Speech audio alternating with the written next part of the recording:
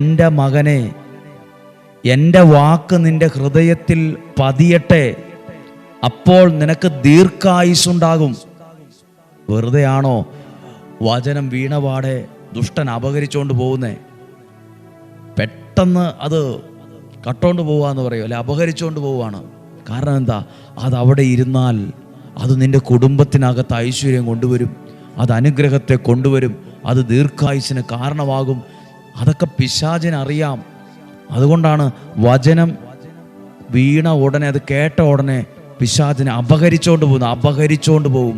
ഇന്നു മുതൽ പ്രാർത്ഥിച്ച് കേൾക്കുന്ന വചനം ഒരു ദുഷ്ടശക്തിക്കും ഒരു അന്ധകാര സ്വാധീനത്തിനും അപഹരിച്ചു കൊണ്ടുപോകാൻ പറ്റാത്ത വിധം ആ വചനത്തെ ഉള്ളിൻ്റെ ഉള്ളിൽ പതിപ്പിക്കാൻ ഇടവരട്ടെ. ആ വാക്കാ ഉപയോഗിച്ചിരിക്കുന്ന സുഭാഷിതങ്ങൾ 4:10. മകനെ, എൻ്റെ വാക്ക് നിന്റെ ഹൃദയത്തിൽ പതിയട്ടെ, മറന്നുപോകാത്ത വിധത്തിൽ പതിയട്ടെ. അപ്പോൾ എപ്പോൾ ആ വചനം നിന്റെ ഹൃദയത്തിനകത്ത് പതിയുമ്പോൾ നിനക്ക് ദീർഘായുസ്സുണ്ടാകും. 12ാമത്തെ വാക്യം കൂടി ഞാൻ വേഗത്തിലൊന്ന് വായിക്കാം.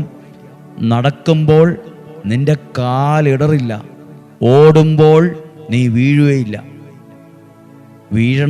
ഇടറണമെന്ന് ആഗ്രഹിക്കുന്ന കുറേ പേര് ചുറ്റും നിൽപ്പുണ്ട്. പക്ഷെ വചനമാണോ നിൻ്റെ ഉള്ളിലുള്ളത്? ആ വചനമാണോ നിൻ്റെ കുടുംബത്തിലുള്ളത്?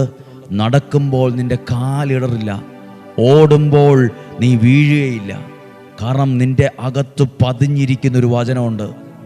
ഓരോ ദിവസവും കേൾക്കുന്ന വചനം അത് നിൻ്റെ ഹൃദയത്തിൽ പതിയുമ്പോൾ നിനക്ക് ഒരാൾക്ക് വിശ്വസിക്കാൻ ആവുന്നതിലും അധികമുള്ള അനുഗ്രഹവും നന്മയുമാണ് അവരിൽ വരുന്നത്, ആ കുടുംബത്തിൽ വരുന്നത്.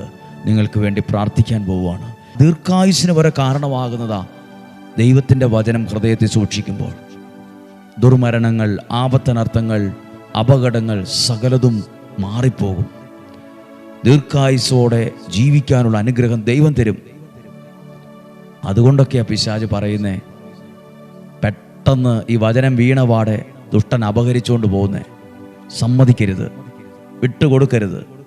ദൈവവചനം കിട്ടുമ്പോൾ അത് അനേകർ, നിങ്ങളുടെ ഹൃദയത്തിൽ മാത്രമല്ല, അനേകരുടെ ഹൃദയത്തിൽ അതെത്തിക്കാൻ നിങ്ങളൊരു കാരണക്കാരാകണം. ദൈവവചനം കേൾക്കുമ്പം അത് അനേകരോട്, നിങ്ങളുടെ ഗ്രൂപ്പിലുള്ള, നിങ്ങളുടെ ഫാമിലി ഫ്രണ്ടായിട്ടുള്ളവർ, കുടുംബ കൂട്ടായ്മയിലുള്ളവർ, നാട്ടിലുള്ളവർ, ദേശത്തുള്ളവർ, മിത്രങ്ങൾ, വിദൂര ദേശങ്ങളിലുള്ളവർ, നാട്ടിലുള്ളവർ, എല്ലാവർക്കും അയച്ചു കൊടുക്കണം. കാരണം എന്താ? അത് അവരുടെ ഹൃദയത്തിൽ പതിയുമ്പോൾ അതവർക്ക് ദീർഘായുസ് മാത്രമല്ല, നടക്കുമ്പോൾ കാലിടറില്ല, ഓടിയാൽ പോലും വീഴുകയില്ല.